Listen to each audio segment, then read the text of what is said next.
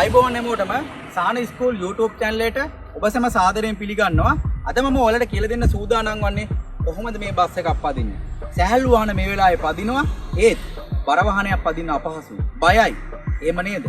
මේ බර වාහනයක් පැදවීමේදී දිගින් වැඩි, පළල වැඩි, එන්ජින් කැපැසිටි එක වැඩි. කොහොමද මේ දෙක කරන්නේ කියලා ඔයා දෙගිඩියාවෙන් ඉන්නේ. මේ දෙගිඩියාවට හොඳම උත්තරේ තමයි මම ඔයාලට පෙන්නනවා කොහොමද මේ දේ කරන්නේ. බස් එකක් දාවනේදී සැහැල්ලු වාහනෙමින් එහෙන් දාලා මෙහෙන් දාලා යන්න බෑ. ඔයාලා ඒක හොඳ ආකාරම දන්නවා. මොකද බස් එක දිග වැඩි. සයිඩ් කණ්ණාඩි පිළිබඳ මනා අවබෝධයක් ඔබ සතු යුතුයි. හොඳ නිරීක්ෂණයක් තියෙනවා. නිරීක්ෂණය කියන්නේ මොකක්ද කියලා මම ඔයාලට කියලා දෙනවා. පැහැදිලිද? ඒ වගේම මේ පාදිකයන් නිසිලස හසුරවන්න. ඒ දේ තුලින් පුළුවන් අපිට නිසි ආකාරව බස් එකක් ඉදිරියට ධාවනය කරන්න. බස් එක පැදවීමේදී අපි මූලිකව දැනගත යුතු දේවල් කීපයක් තියෙනවා. ඒ දේ අනිවාර්යයෙන්ම දැනගත යුතුයි. මුලින්ම දැනගන්න ඕනි අපි බස් එක පදින්න පෙර බස් එකේ දිග කොච්චර තියෙනවද කියලා. පැහැදිලිද? පළල කොච්චර තියෙනවද කියලා දැනගන්න. දැන් බලන්න මේ බස් එකේ තියෙන දිග ප්‍රමාණය. පළල ප්‍රමාණය බලන්න. ඒ පිළිබඳව ඔයාලා අවබෝධයක් ලබා ගත යුතුයි. කොච්චර දිග තියෙනවද? කොච්චර පළල තියෙනවද? ලොකු අවබෝධයක් ඔබ සතුව තිබිය යුතුයි. ඒ වගේම අනිවාර්යයෙන්ම අපිට ඩ්‍රයිවිං කිරීමේ හැකියාව 100%ක් තිබෙන්න ඕනේ. නැතුව බෑ අපිට මේ බස් එකක් ධාවනය කරන්න. සාමාන්‍ය සෑහළු වාහනයක් වගේ ගැට ගහගෙන එහෙම මේ වාහන පදින වගේ මේ බස් එකක් පදින්න බෑ. හොඳ නිරීක්ෂණයක් තියෙන්න ඕනේ. නිරීක්ෂණයට අනුව තීරණය තියෙන. තීරණයට අනුව ක්‍රියා කිරීම සිදුවිය යුතුයි. ඉතින් මේ බස් එක පැදවීමේදී අනිවාර්යෙන් අපි ගාව තියෙන්න ඕනේ මේ ක්ලච් බැලන්ස් එක. ක්ලච් බැලන්ස් එක නැතුව බෑ අපිට මේ බර වාහනේ පදින්න. මේ ක්ලච් බැලන්ස් එක නැත්තම් සැහැල්ලු වාහනයක් ඔයාලා හොඳින් පුරුදු පුහුණු වෙන්න. දවසින් දෙකේ මේ දේ කරන්න බෑ. හොඳ පළපුරුද්දක් ලබා ගත යුතුයි. මේ පළපුරුද්ද ලබාගෙන තමයි මෙන්න මේ වාහනේ ඩ්‍රයිවිං සීට් එක නැගලා ඩ්‍රයිවිං කිරීමේ හැකියාව තියෙන්නේ. පැහැදිලිද? ඉතින් මං අද ඔයාලට මේ බස් එකක් ගෙනාවේ කොහොමද මේ බස් එකක් නිවැරදිව පාරේ ධාවනය කරන්න යන වගේ පැහැදිලි කිරීමට. මූලික අඩිතාලමක් ඔයාලට ලබා දෙන්න. ඉතින් මූලික අඩිතාලම ලබා දීමේදී අනිවාර්යයෙන්ම ක්ලච් එක කොහොමද හසුරවන්නේ, බ්‍රේක් එක කොහොමද හසුරවන්නේ, ඇක්සලරේටර් එක කොහොමද හසුරවන්නේ කියලා අපට මනා දැනුමක් තිබිය යුතුයි. සැහැල්ලු වාහනයක හසුරවමින් මේවා හසුරන ආකාරය එකයි. නමුත් ක්‍රියා කරවීමේදී අපි සුපරික්ෂාකාරව ඒ දේ ක්‍රියා කර යුතුයි. සැහැල්ලු වාහනයක ගියර් දැමීමේදී අපිට සැහැල්ලුවෙන් හසුරවන්න පුළුවන්. බර වාහනයකට පුළුවන් ඒ කාර්යෙම. හැබැයි නිවැරදිව අපි ඒ දේ කරන්න ඕනේ. බ්‍රේක් සම්බන්ධව කතා කළොත් සාමාන්‍ය සැහැල්ලු වාහනයක සාමාන්‍ය බ්‍රේක් ගැසීමේදී අපිට ක්‍රමානුකූලව බ්‍රේක් එකක් ලබා ගන්න පුළුවන්. මේ බස් එකේ ක්‍රමානුකූලව බ්‍රේක් එකක් ලබා ගන්න පුළුවන්. වැකුම් සිස්ටම් එකක් කරා තමයි මේ බ්‍රේක් එක ක්‍රියාත්මක වන්නේ. සාමාන්‍යයෙන් අපි ඇඟිල්ලෙන් පොඩ්ඩක් තද කරත් මොකද වෙන්නේ? ලොකු බ්‍රේක් එකක් වදිනවා. ඉතින් මේ බ්‍රේක් එක කොහොමද ගහන්නේ කියලා මේ කකුලෙන් හොඳට උරු කර ගන්න ඕනි මේ බර වාහනේ ඉදිරියට ධාවනය කිරීම. ඒ වගේම ඇක්සලරේටර්. මේකේ එන්ජින් කැපැසිටි එක වැඩි. ලොකු ධාරිතාවක් තියෙනවා. අපිට ලොකු වේගයක් දෙනවා.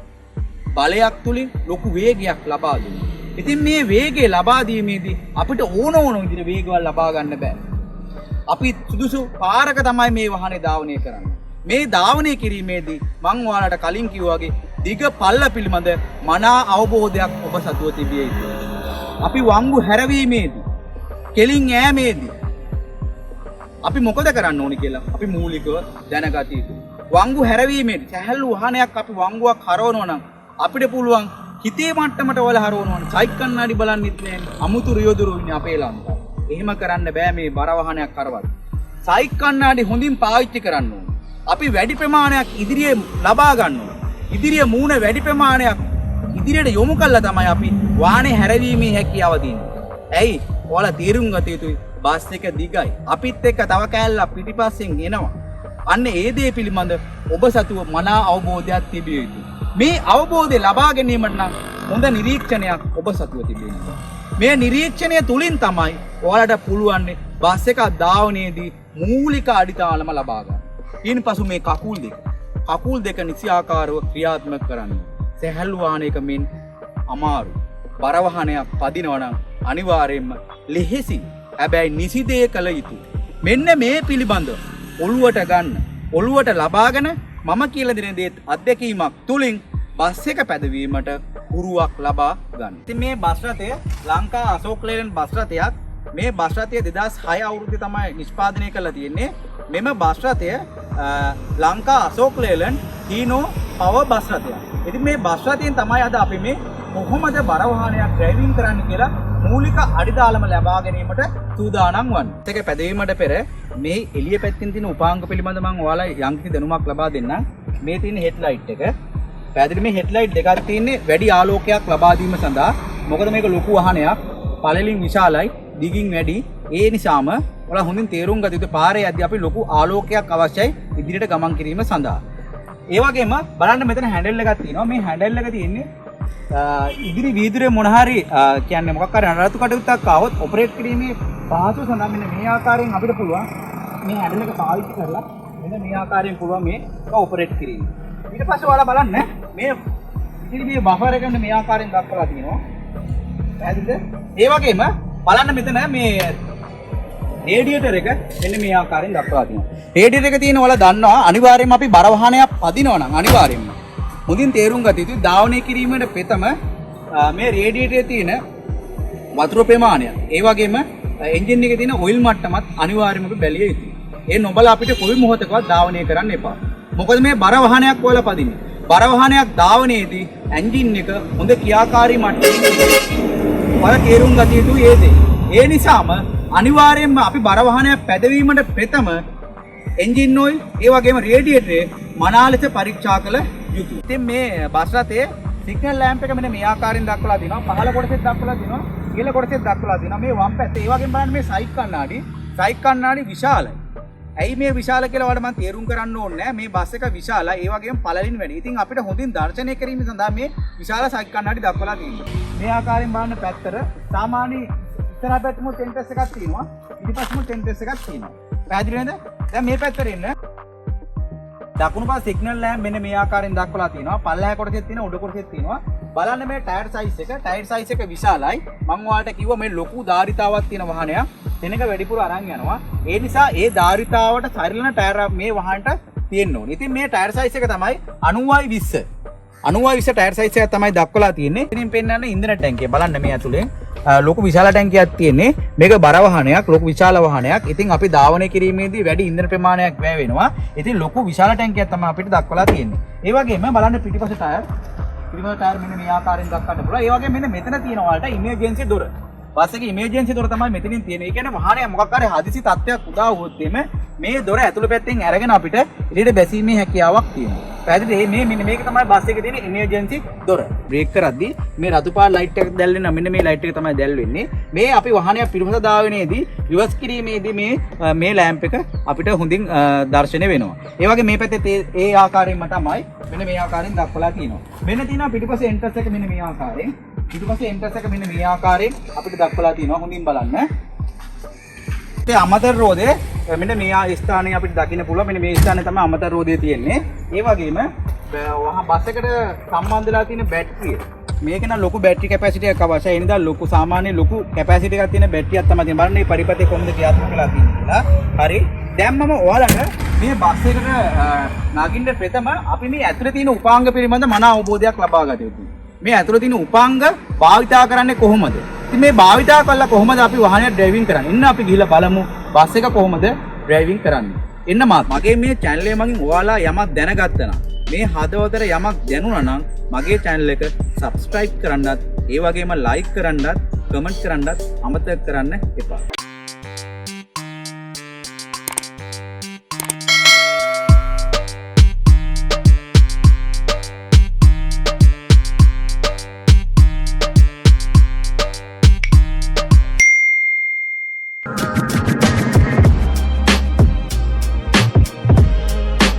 ඉතින් බස් එකේ තියෙන ඇතුළේ පැත්තේ තියෙන ආසන මේ ආකාරයෙන් අපිට දකින්න පුළුවන් බලන්න. දැන් සමහර අවස්ථාවලදී ඔයාලට හිතට ලොකු බයක් දැනෙන්නත් පුළුවන් මේ බස් එකක් කොහොමද ඩ්‍රයිවිං කරන්න කියලා. බස් එකට ඇතුළු වුණා ආවමඩත් පස්සේ බයයිනේ. මොකද බස් එකක් ඩ්‍රයිවිං කරන්න සූදානම් වෙනවා හිතේ ලොකු චකිතයක් තියෙනවා. මොකද චකිතේ මං කොහොමද මේ දේ කරන්නේ කියලා. එහෙම ඔයාලා ලොකු චකිතයක් ඇති කරගන්න එපා. මොකද සාමාන්‍යයෙන් ඔයාලගේ හිතේ තියෙන ඇති මතයක් පමණයි. වාහනේ තියෙන දිග පළල පිළිබඳ ලොකු අවබෝධයක් මෙහිදී ලබා ගන්න ඕනේ. ඒ වගේම සැහැල්ලු වාහනේ මම කලින් කිව්වා වගේම හොඳ පළපුරුද්දක් තියෙනවා නම් කිසි දෙයකට ඔයාලා බය වෙන්න එපා. අනිවාර්යෙන් බර වාහනයක් පදින්න පුළුවන්. ඒ වගේම වංගු හැරවීමේදී අපි ළඟ වහන වංගු හරවන්නේ නැහැ. සාමාන්‍ය මූණ ඉදිරියට එන්න වැඩිපුර දීලා තමයි අපි වංගු වමට හෝ දකුණට හැරවිය යුතුයි. මේ හැරවීමේදී ඔයාලා හොඳින් තේරුම් ගත යුතුයි. වම් පස සයික් කන්නාඩි කොහොමද බලන්නේ? දකුණු පස සයික් කන්නාඩි කොහොමද බලන්නේ කියලා නිසි ආකාරව අපි හොඳ නිරීක්ෂණයක් කළ යුතුයි. අනිවාර්යයෙන්ම ඔබ තේරුම් ගත යුතුයි බස් එක දිගින් වැඩි. මේ වැඩි නිසාම පළලත් වැඩි. මේ වැඩි නිසාම අපිට ඕන විදිහට බස් එක හසුරවන්න බෑ. මාර්ගයට අනුව තමයි අපි බස් එක හැසිරිය යුත්තේ. ඉතින් මේ හැසිරීමේදී අනිවාර්යෙන් ඔයාලා තීරණය කරගත යුතු දෙයක් තමයි හොඳ නිරීක්ෂණයක් ඔබ සතුව තියෙන්න. අනිවාර්යෙන් මම ඔයාලට කිව්වා වගේම සයික් කණ්ණාඩි පිළිබඳ ලොකු අවබෝධයක් ඔයා ගාව තියෙන්න ඕනේ. සයික් කණ්ණාඩි නිතරම බලමින් තමයි මේ බස් රථය ධාවනය කළ යුතු වන්නේ.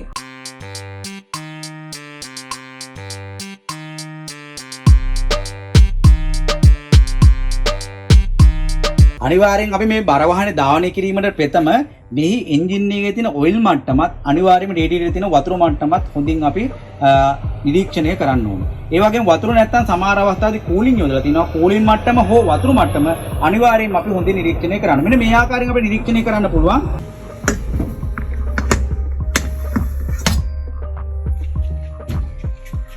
බලන්න මේක ලොකු සාමාන්‍ය ලොකු එන්ජින් එකක්. ලොකු එන්ජින් ධාරිතාවක් තියෙනවා. ඉතින් මෙන්න මෙහි හැරි තියෙන ඔයිල් බලන කූර බලන්න.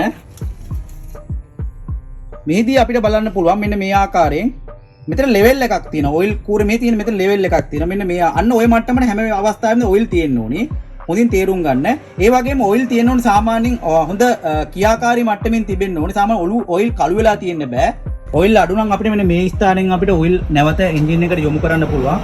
මෙන්න මේ මූඩිය විවෘත කිරීම තුලින් සාමාන්‍ය ඔලි මට්ටම එන්ජින් එක අඩුයි නම් මෙතනින් පුළුවන් ඔයාලට මෙන්න මේ මූඩිය විවෘත කරලා පුළුවන් ඔයිල් මට්ටම නැවත අපිට ඔයිල් යොමු කරලා නිසියාකාර මට්ටමට ලබා ගැනීමට. ඒ වගේම බස් රථයේ සාමාන්‍ය අපි වතුරු මට්ටම අනිවාර්යෙන් බැලිය යුතුයි. ඒ කියන්නේ රේඩියේටරේ තියෙන වතුරු මට්ටම. මෙන්න ඒක අපිට දකින්න පුළුවන් මෙන්න මේ ස්ථානෙන් බලන්න. මූඩිය විවෘත කිරීම තුලින් අපිට පුළුවන් මේ වතුරු මට්ටම අපිට බලා ගන්න.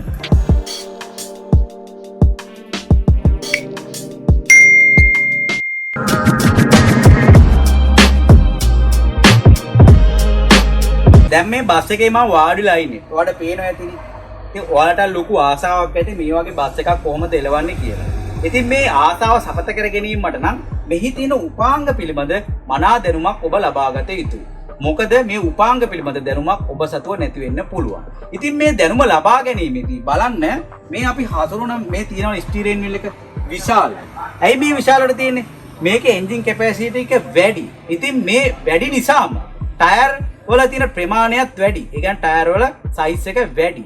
ඉතින් මේ හැසිරීම සඳහා පහසු ආකාරයට තමයි මේ නිර්මාණය කරලා තියෙන්නේ. 2 3 4 5 ඔන්න ආපහු මම දෙනවා නියුට්‍රල් අවස්ථාව. ඔන්න නියුට්‍රල් අවස්ථාව. 1 2 3 4 5 රිවර්ස්. අන්න ඔය ආකාරයෙන්. ඔයාලට අවබෝධයක් ලැබෙන්නේ නැතයි මං හිතනවා. හරි. බලන්න ඒ වගේම මෙතන තියෙනවා මේ තියෙන ක්ලච් එක. දැක්කම සමහරට ඔයාලට බය වෙන්න පුළුවන්. විශාලයි. පැහැදිලිද මේ තියෙන ක්ලච් එක. හරි. මේ තමයි බ්‍රේක් එක. මේ තමයි ඇක්සලරේටර් එක. මේදී හොඳින් තේරුම් ගත යුතු තමයි මේ ක්ලච් එකේ ප්ලේ එකක් තියෙනවා. බලන්න. සාමාන්‍ය මේ ක්ලච් එක නිසි ලෙස ක්‍රියාත්මක කරන්න නම් අඟල් දෙකක ප්ලේ එකක්වත් තිබිය යුතුයි. බලන්න මේ ආකාරයෙන් මම ඔයාලට පෙන්නුම් කරන්න මේ ප්ලේ එකක් තියෙනවා පැහැදිලිද? මේ මෙන්න මේ ආකාරයෙන් ප්ලේ එකක් තියෙනවා. මෙන්න ප්ලේ එකක් තිබෙන්න ඕනේ අනිවාර්යයෙන්ම මේ බර වාහනයක ක්ලච් එක ක්‍රියාත්මක කිරීමේදී. එවිට තමයි අපිට පුළුවන් ක්ලච් එක නිසි ලෙස ක්‍රියාත්මක කරන්න. දැන් බලන්න දැන් සැහැල්ලු වාහනයක නම් මේ ක්ලච් එක කුඩායිනේ. කුඩායි. සාමාන්‍ය බලන්න බර වාහනයක විශාලයි. ඔයාලා දැක්කම මම කලින් කිව්වා වගේ බිය වෙන්න පුළුවන්. බිය වෙන්න දෙයක් නැහැ. බ්‍රේක් එක බලන්න මේ. මේ බ්‍රේක් එක තියෙනවා. මෙතන තියෙනවා ඇක්සලරේටර් එක. බලන්න ඇක්සලරේටර් එකත් විශාලයි. සුක්කානම් පදිතයත් විශාලයි. මෙහිදී වල තේරුම් ගත යුතුයි මේ වැගුම් බ්‍රේක් සිස්ටම් එකක් තමයි මෙහි තියෙන්නේ. ඉතින් අපි මේ වාහනේ ස්ටාර්ට් කිරීමට ප්‍රථම අනිවාර්යයෙන්ම මේ වාහනේ තියෙන වැගුම් මට්ටම බලන්න ඕනේ. මොකද මේ වාහනේ ක්‍රියාත්මක වන්නේ වැගුම් බ්‍රේක් සිස්ටම් එකක් කරා.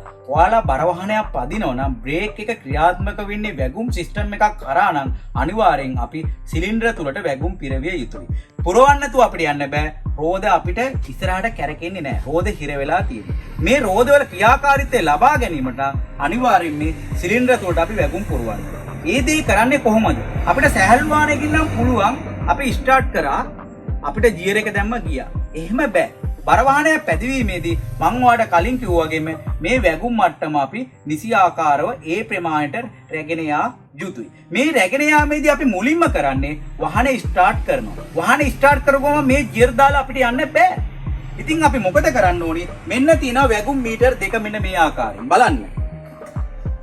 මෙන්න මේ ආකාරයට තියෙන වැගුම් මීටර් දෙක. පැහැදිලිද?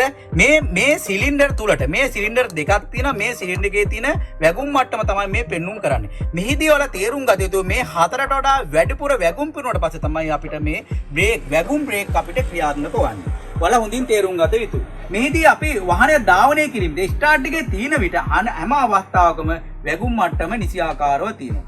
අපි මේ ධාවන මට්ටමේ නැති විට ඒ කියන්නේ වාහනේ ස්ටාර්ට් එක ඕෆ් කරාට පසු මේ වැගුම් මට්ටම නැහැ. ඒ කියන්නේ වාහනේ බ්‍රේක් නැහැ. බ්‍රේක් හිර වෙලා තියෙන්නේ. ඒතකොට අපි ස්ටාර්ට් කිරීම තුලින් තමයි අපිට මේ වැගුම් මට්ටම ලබා ගැනීමේ හැකියාව තියෙන්නේ. එවිට හොඳින් තේරුම් ගත ස්ටාර්ට් කරපු ගමන් යන්න බෑ. ටික වේලාවක් මේ වැගුම් මීටර අපි හොඳින් නිරීක්ෂණය කරන්න ඕනි. වැගුම් මට්ටම නිසි තැනට එනකම්. මෙන්න මේ මීටරයට අනුව අනිවාර්යයෙන්ම හතරට වඩා වැඩි යුතුයි. එවිට තමයි අපිට වාහනයක් ඉදිරියට හෝ පිටුපසට ධාවනය කිරීමේ හැකියාවක් තියෙන්නේ. ඒ වගේම ඔයාලා තේරුම් ගත යුතු දෙයක් තමයි මේ වැගුම් බ්‍රේක් සිස්ටම් එක ක්‍රියාත්මක කිරීමේදී අපිට එකතැන මේ සාමාන්‍ය ලොකු බ්‍රේක් එකක් වදිනවා. සාමාන්‍යයෙන් පොඩ්ඩක් සීමිතව බ්‍රේක් එක ක්‍රියාත්මක කළා ලොකු බ්‍රේක් එකක් වදින. ඉතින් මේ බ්‍රේක් එක ගැසීමේදී ක්‍රමානුකූලව තමයි අපි බ්‍රේක් එක අපි හැන්ඩල් කර යුතු වන්නේ. අපිට එකවර බ්‍රේක් ගහන්න යන්න බෑ. එකපාර බ්‍රේක් ගහන්න ගියොත් එකපාරම මෙහෙම යනවා. පැහැදිලිද? ඒ නිසා මේ බ්‍රේක් එක ගැසීමේදී අපි හොඳ පළපුරුද්දක් මේ කකුලෙන් ලබා ගත යුතුයි. ඒ පළපුරුද්ද ලබා ගැනීමට නම් මේ වාහනේ නිතර අපි පුරුදු පුහුණු වෙන්න ඕනේ. මූලික දැනුමක් ලබා ගන්න නම් ටිකෙන් ටික පැදීම තුලින් පුළුවන් අපිට මේ දැනුම ලබා ගන්න. ඉතින් එන්ජින් එක පණ ගන්නන්න පුළුවන් මෙන්න මේ ස්විච් එක මගේ.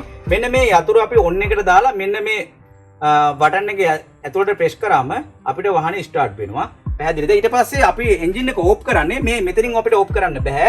අපි ඕෆ් කරන්නේ මෙන්න මෙතනින්. මෙන්න මේ ආකාරයෙන් මෙන්න මේ මැද්ද ගමන් මොකද වෙන්නේ? එන්ජින් එක ඕෆ් වෙනවා. මේ තමයි ගියර් ලිවරය. ගියර් ලිවරේ මෙන්න මේ ආකාරයෙන් අපිට දක්වලා තියෙනවා. ඒ වගේම එන්ජින් එක ටෙම්පරේචර් එක බලා ගන්න පුළුවන් මෙන්න මෙතනින්. මෙන්න මේ හරින් බලා ගන්න පුළුවන්.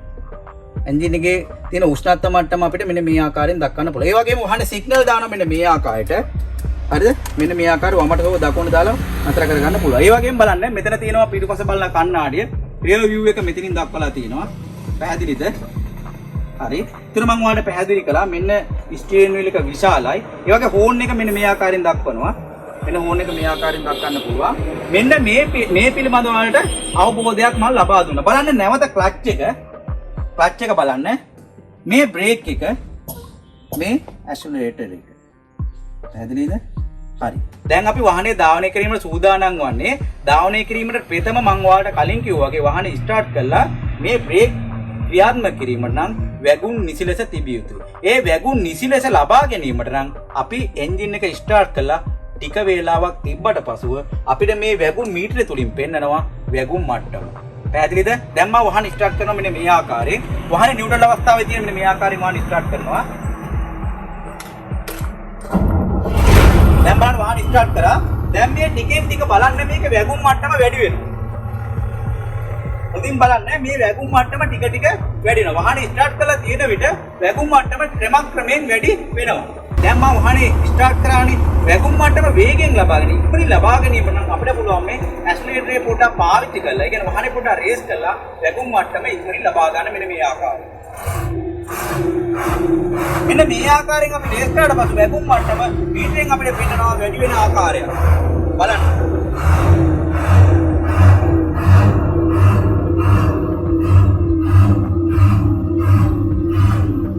වැගුම් මට්ටම අනිවාර්යයෙන්ම හතරට වඩා වැඩි වුණාට පස්ව තමයි අපිට ධාවනය කිරීමේ හැකියාව තියෙන්නේ. එවිට තමයි අපිට මේ බ්‍රේක් මට්ටම අපිට ඒක නිසි ලෙස ලබා දෙන්නේ. තාම අපිට වැගුම් මට්ටම හරි ප්‍රමාණයට ආවේ නැහැ. මම ඒකයි මේ වැගුම් මට්ටම ඉක්මනින් ලබා ගැනීමට තමයි මේ ඇක්සලරේටර් පාවිච්චි කරන්නේ. බලන්න දැන් වැගුම් මට්ටම ක්‍රමක්‍රමයෙන් වැඩි වෙනවා.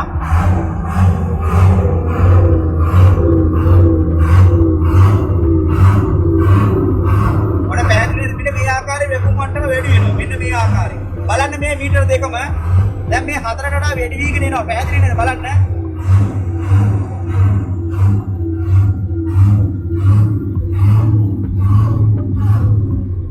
දැන් අපි වැගුම් මට්ටම නිසි ලෙස ලබා ගත්තා.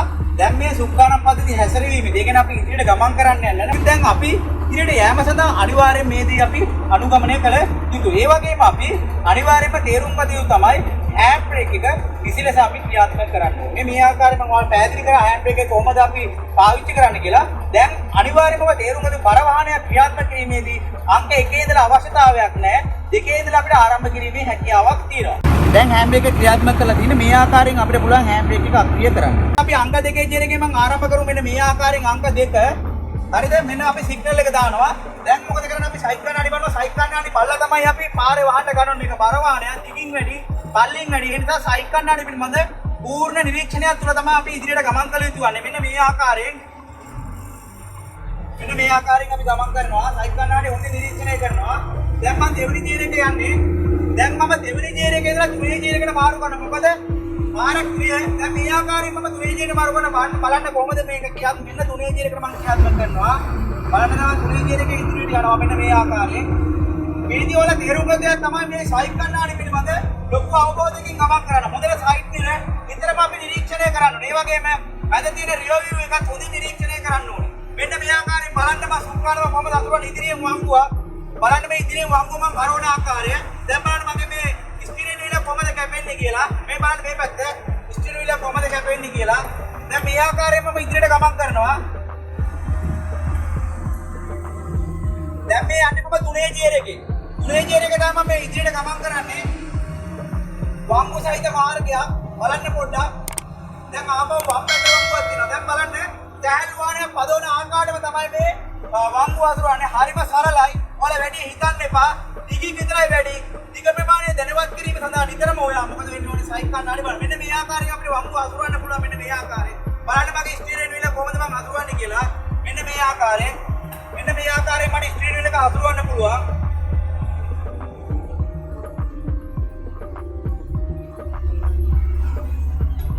මෙන්න මේ ආකාරයෙන්. දැන් මොකද කරන්නේ මම හතරේ ජීරකට යොමු කරනවා. මෙන්න මේ ආකාරයෙන්. දැන් මෙන්න මේ ආකාරයෙන් හතරේ ජීරකට යනවා. දැන් තුනේ ජීරකට වඩා වැඩි ස්පීඩ් එකක් හතරේ ජීරකේ ලබා ගන්න. ඉතින් මම වැඩි වේගයක් ලබා ගන්නවා.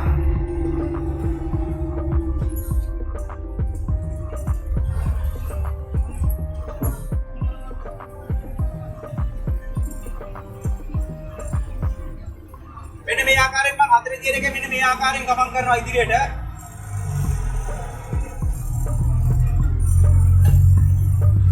මේ ආකාරයෙන්ම හතරේ ජීරකේ ගමන් කරනවා. පැහැදිලි නේද ඔයාලා කොහොමද මේ බර වාහනයක් පදින්නේ කියලා. හරිම සරලයි වැඩි හිතන්න දෙයක් නැහැ. දිගපල්ල පිළිබඳව තමයි මන අවබෝධයක් ලබා ගත යුතුයි. වංගු කැපීමේදී හොඳ සැලකිලිමත් දක්වන්න ඕනේ. මොකද වාහනේ දිගයි. ඒදී ඔයාලා මතක තියාගන්න ඕනේ සෑහළු වාහනයක් හසුරන ආකාරයෙන් අපිට හිතේ පිම්මෙන් හරවන්න බෑ. අපි ඉදිරියට වැඩි ඉඩක් ලබා දීලා තමයි අපි ඒ කියන්නේ ඉදිරියට මූණේ එන්න දීලා තමයි අපි මේ වාහනේ හැදෙන්නේ යුද්ධයෙන් පටු මාර්ගයක අපි වාහනේ ධාවනය කරනවා. හරි දැන් අපි ඉදිරියට නතර කිරීමේ අපිට අවශ්‍යතාවයක් තියෙනවා නම් අපි මොකද කරන්නේ මෙන්න මේ ආකාරයෙන් අපිට වාහනේ නතර කරන්න පුළුවන්. මොකද කරන්න පුළුවන් අපිට පුළුවන් දෙකේ ජීරකට මේ ආකාරයෙන් අඩු කරගන්න. මෙන්න මේ ආකාරයෙන්. දැන් මොකද අපි සයික් කණ්ණාඩි බලලා සිග්නල් යොමු කරලා මෙන්න මේ ආකාරයෙන් අපිට වාහනේ නතර කරන්න පුළුවන්. මෙන්න මේ ආකාරයෙන්. දැනුවන නතර කරන ආකාරයටම තමයි නතර කරලා දිගපල්ල පිළිබඳ ඔයාලට ලොකු අවබෝධයක් තිබිය යුතුයි. මම පිටින් පිට කියන්නේ දැන් මේ බර වාහනයක් පදිනවා නම් දිගපල්ල පිළිබඳ ලොකු අවබෝධයක් ලබා ගන්න පුළුවන්. මම නැවත වරක් ඔයාලට පෙන්නන්නම් කොහොමද එකේ ගියර් එකේ ඉඳලා දෙකේ ගියර් එකකට තුනේ ගියර් එකකට කොහොමද අපි ඉදිරියට ධාවනය කරන්න කියලා. මම කෝ ආරම්භය අපි ලබා ගන්න දෙවෙනි ගියර් එකේ ඉඳලා මෙන්න මේ ආකාරයෙන් අපි ආරම්භය ලබා ගන්නවා. බලන්න මෙන්න මේ ආකාරයෙන් අපි ආරම්භය ලබා ගන්නවා. දෙකේ ගියර් එකට යොමු කරා බලන්න. සිග්නල් යොමු කරා කණ්ණාඩිය බලනවා නොය ආකාරයෙන්.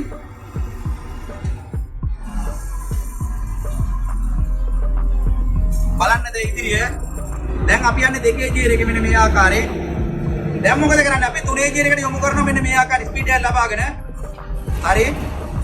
මොන 3 ගියර් එකට යොමු කරා මෙන්න මේ ආකාරයෙන්. බලන්න දැන් ගියරේ කොහමද තියද්දී අපි ඉදිරියට මේ ආකාරයෙන් ගමන් කරනවා.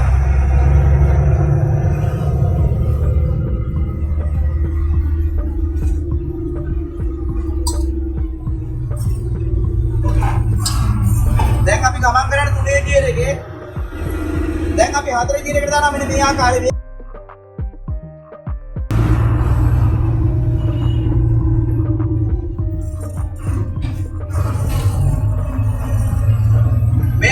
පරවාහනේ පැදවීමේදී ඔයාලා හොඳින් තේරුම් ගත්තොත් සයිඩ් මිරර් හොඳින් අපි නිරීක්ෂණය කරන්න ඕනේ. නිරීක්ෂණය කළා තමයි අපි හොඳින් ධාවනය කිරීමේ හැකියාව තියෙන්නේ. අපි ඊළඟ දියට මාරු කරන මේ ආකාරයෙන් දැන් අපි වැඩි වේගයක් ලබා ගන්නවා. අපි බලමු දැන් ඉදිරි වංගුවක් කොහොමද කපන්නේ කියලා. ඔයාලා හොඳින් බලන්න දැන් වංගුව කොහොමද හරවන්නේ කියලා. බලන්න මෙන්න මේ ආකාරයෙන් අපි වංගුවක් හරවනවා. සාමාන්‍ය පොඩි වංගුවක් තියෙන අපි ඉදිරියට ගමන් කරමු. ඉදිරියෙන් අපිට විශාල වංගුවක් තියෙනවා. මේ බලන්න දැන් අපි වංගුව හරවන විදිහ ඔයාලා බලන්න දැන් කොහොමද මේ සුක්කානම් පද්ධතිය හසුරවන්නේ කියලා. බලන්න හොඳින්. බලන්න ඉදිරි වංගුවත් එක්ක කොහොමද හසුරවන්නේ කියලා ගියර් එකකුත් මාරු කරගත්තා. බලන්න වේගය අඩු කරගත්තා.